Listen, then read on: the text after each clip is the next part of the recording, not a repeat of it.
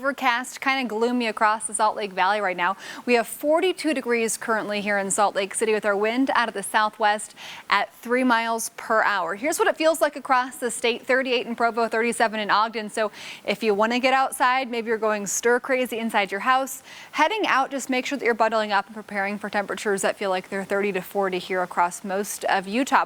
And also prepare for the elements, as we do have valley rain and mountain snow coming down, mostly along I-80 right now, Salt Lake past Grantsville over the Great Salt Lake. And as we go ahead and zoom in for you guys, you can see that's where our more moderate rainfall is coming down. And then from Layton down into North Salt Lake, and then just north of the airport where we have a few of those showers and then mountain showers. Here's what it looks like from our Ocracan Farnsworth Peak. You can see that snow coming down. We've had treacherous driving conditions at Highway 6 this morning.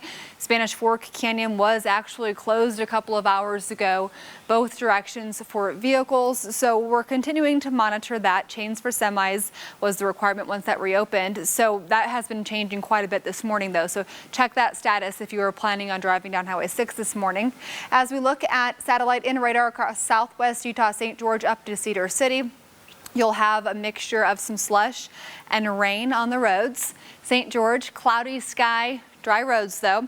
Zion National Park, look at the clouds. You can't even see great visibility in the area right now. And then across eastern Utah, Moab, over towards Arches National Park, just north of I-70, that's where we have some snow coming down for the Book Cliffs. So the views, beautiful, just certainly a gloomier scene than we would maybe want to get outside on a day like, or a week like this week where a lot of us have been stuck at home. This afternoon, expect 45 to 50 for a lot of the state. Tomorrow morning, you'll have those temperatures about 30 to 35 for a lot of Utah. But let's walk you through what you can expect this afternoon. We'll have mostly widespread showers here across the state this afternoon. Will die down once we get to later this evening, especially after midnight, and then by tomorrow afternoon into tomorrow evening, we're going to have some more chances for valley rain and snow. Sunday, we quickly dry out, and then more unsettled weather returns second half of the day on Monday.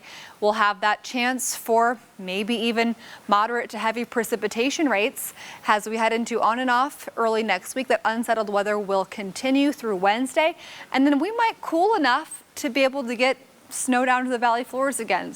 Still not a lot of certainty since this is several days away, but something we'll be watching for here in the Fox 13 Weather Center.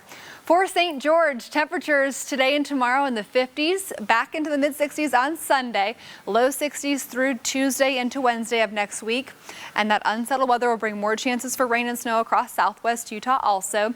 And for northern Utah, we'll have it in the 50s the next couple of days and actually throughout our 7-day forecast with overnight temps about 30 to 40 degrees. So we head into the next couple of days. Second half of the weekend looks to be a bit drier and a bit warmer by Sunday. That'll probably be the best day to get outside. For days, health officials have been warning us to stay inside and avoid large groups, but not